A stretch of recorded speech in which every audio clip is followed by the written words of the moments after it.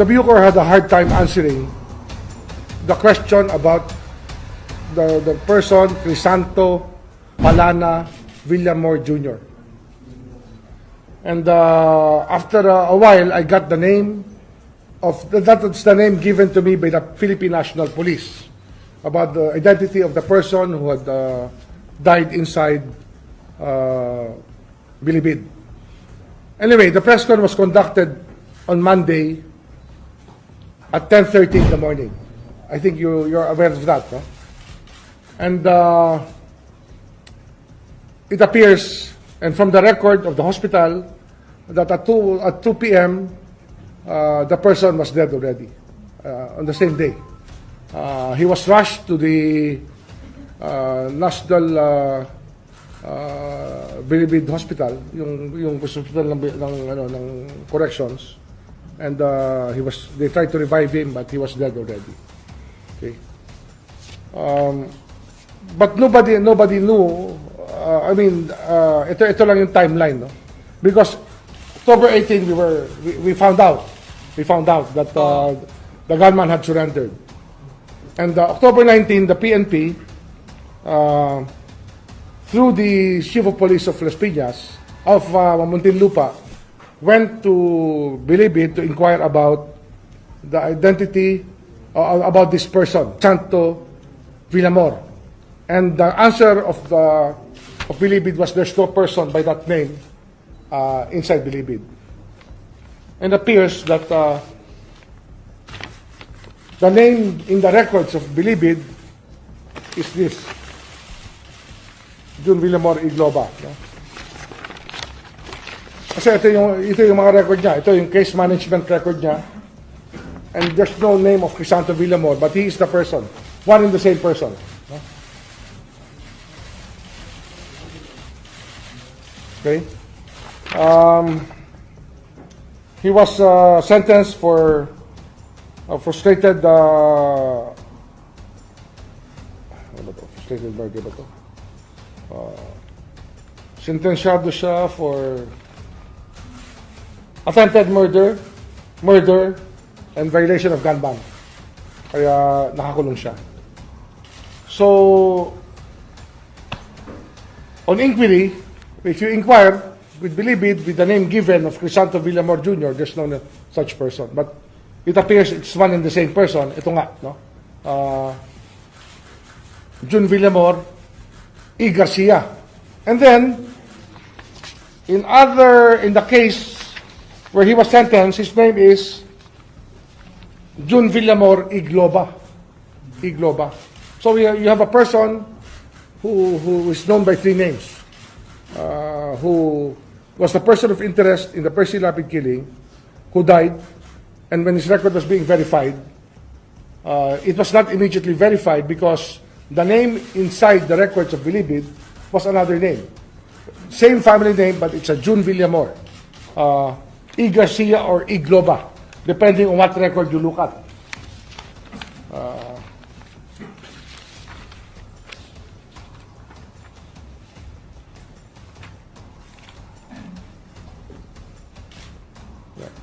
Pero sa ibang record naman, E. Globa, no? But I think his name is really Crisanto Villamor E. Globa. Sometimes it's very hard to determine, but we know he's one and the same person. Anyway, the gunman pointed out to two players or two actors in the conspiracy.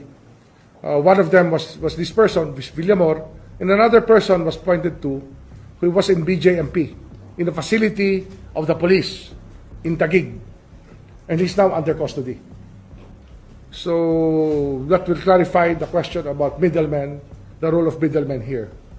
And it also points out to a lot of things about our correction system and the carpeta system. Many of the things we're trying to reform right now. Problema talaga ng ating corrections and correction system, which is the carpeta. No? Carpeta is the record of the prisoner. Kagaya ngayon, ito imagine, no? When you ask for it, you think it's instantaneous. You can actually get it instantaneously. But remember, Bilibid has 29,000 inmates. In Bilibid alone, 29,000 inmates. 17,000 in the maximum security prison. That's bigger than a small town, and it's as big as the largest barangay in this country. No? So this is no joke, no, pagdating dito sa bagay na to. Ayan, no? So, what do we do now? How do we move forward from this, no? Kasi nga ito, no, nag-validate ang police noong 19,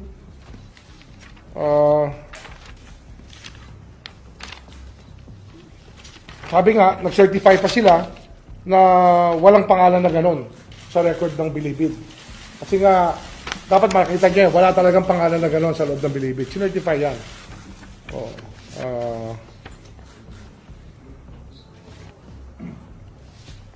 Ito yung chief of police ng Las Piñas talking to the corrections officer Lim about this matter. And this is a document provided by Lim about the case record of John Villamor. Na the same name as the deceased. Yung namatay, yun. So ito yung record nila ng namatay, John Villamor. Okay?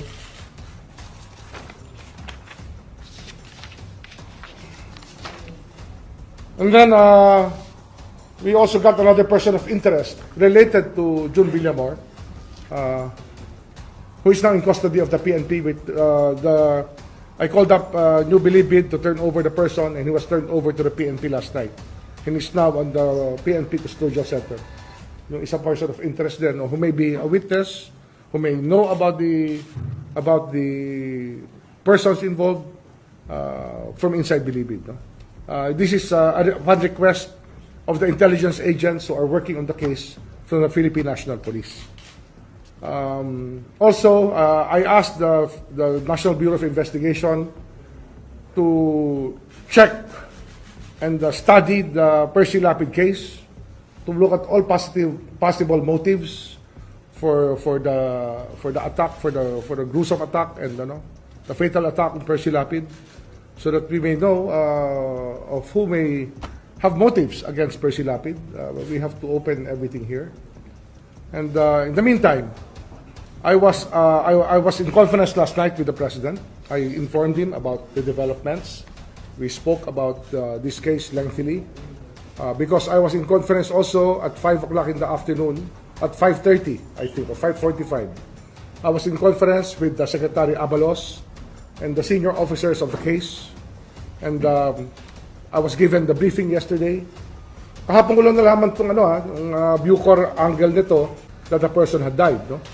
So I tried to find out everything I could.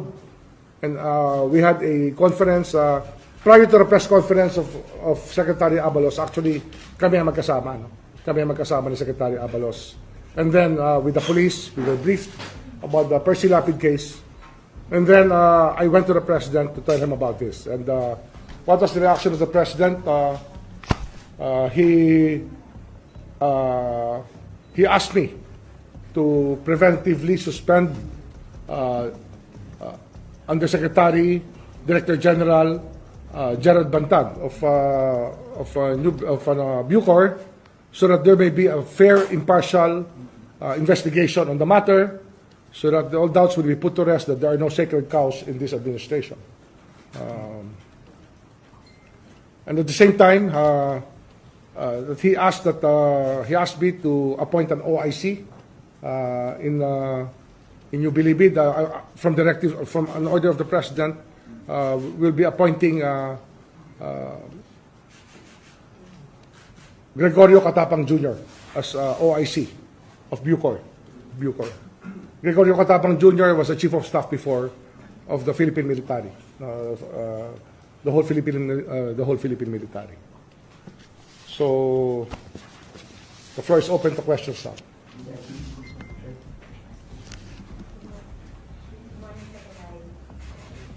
Secretary, kasi may mga nagsasabi na scripted, marami pong nagsasabi na bakit abrupt, ganun yung nangyari sa case, namatay yung nasabing middleman. Your thoughts about it po? Well, the first thing that you do is turn to science, and immediately after I found out, and I was able to trace, a report was given to me that he was at Eastern Funeral Homes, the remains. we immediately sent a team of NBI yesterday to conduct an autopsy. And there were many witnesses. I think the Chief of Police of Las Piñas and Muntinlupa were there. Marami tayong testigos sa autopsy. The autopsy was conducted for a few hours. And a toxicology report is being prepared as we speak, because it has to be a thorough autopsy. So to find out about the crime, or if there's a crime committed to the person, we have to. I don't believe in coincidence. It's we just have to check every angle. So we put to rest many doubts by conducting a scientific inquiry through an autopsy of the cadaver of Crisanto Villamor Jr. or June Villamor, as they call him, or on the record as June Villamor.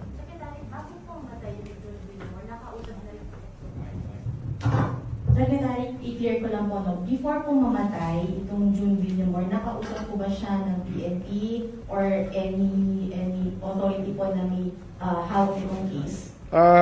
Hindi, kasi ang bilis niya namatay. Kung tama yung record ko, no? Hanapin ko lang,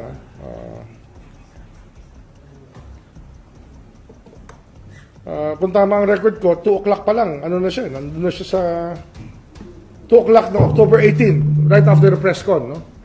2 o'clock na, press con ni Secretary Abalos.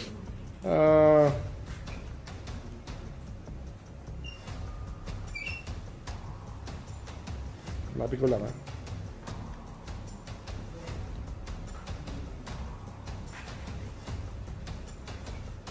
Yan, 2 p.m. nga. 2 p.m. Pronounced dead na siya ng 2 p.m. Sa NBP Hospital.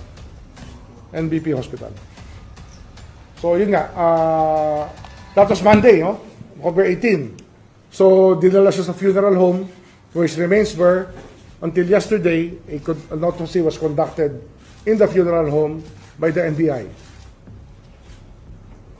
NBI team, marami sila nagpunta ron. Tsaka maraming agents na kasama just to make sure that everything was witnessed properly. Secretary, Regasares po sa DCRH.